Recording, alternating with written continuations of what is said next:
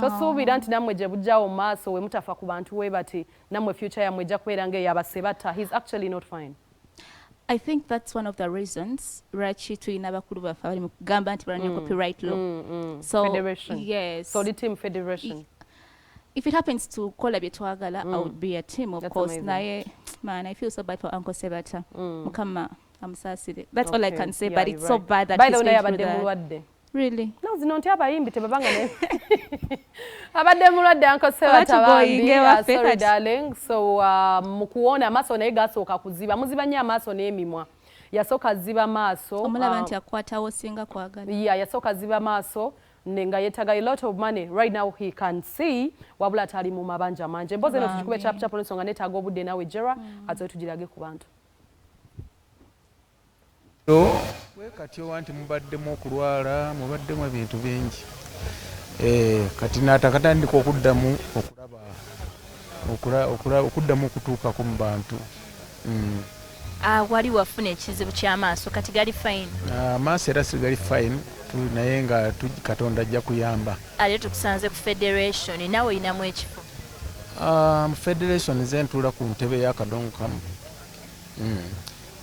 Kati nze nkulembera bannange mu gundi eyo ku federation era ntuula nga mbateeseza era mmanyi ndowooza bintu bijja kugenda bulungi kubanga abantu abali mu ndowooza gwe mulundi ogusoose n'okutulowoozaako ffe so nga ate abayimbi b'akadonkamu bangi naye tubadde titulowoozebwako nnyo kulaba muntu kyayinza kusaana kubateeseza naye nze mmanyi nti batuwa ebbanga lya myaka 2 nja kubaako kyenkoze mu kadonkamu nti abayimbi babadde mu mbeera enzibwe ennyo kati ebintu bino ate kati olwaleero bw'olaba kati omulembe gwe tuliko guno gwa .com ebintu byonna bikyuse tuli twatundanga gundi cassettes naye kati tukyayina gy'ozitunda tokyayina gy'otunda CD kakati tulina kuddaawo naffe we tuba tuliira kukola tunes biki ebyo byonna kugamba babirongoose bulungi kubanga naffe z'ensuku zaffe naye kati gwe olowooza nti no Ssebatta asirike kubanga gw'olina ky'ogabana kubanga kyemmanyi nti abakirwanako obutabaawo be balina bye bafunamu naye ffe abayimbi tetufuna kasita tewabaawo budduukirize kubanga abamu bagamba nti bazze kubba ssente naye okubba ssente ki maddi okuva ddi abantu abavuddeyo kwe kwabadde ne Bobi Wine yabagambye tyagala mubeere ba beggars kaakati ekyo nno mbadde saagala kukyanukula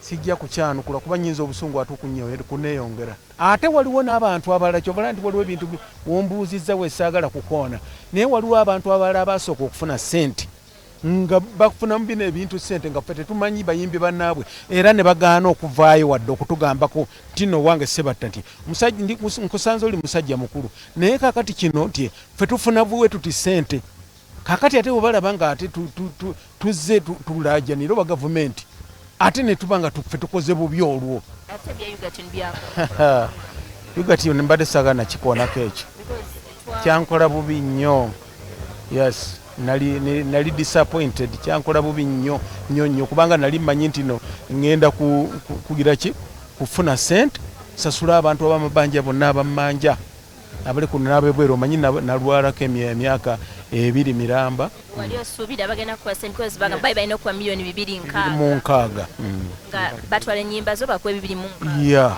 kye nali nindiko tewaliwo nakye twasayininga kiri awo wabula ebyo nabireka.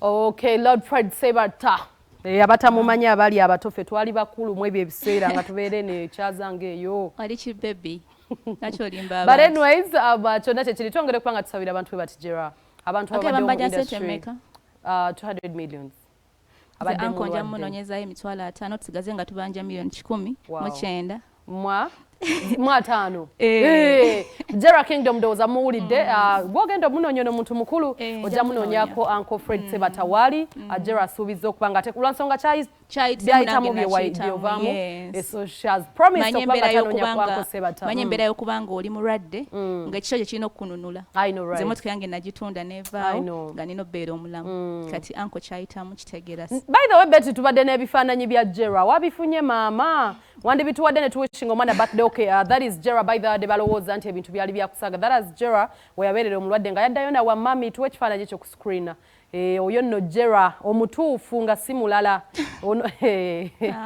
omwana eyali atukula nga amata yatuuka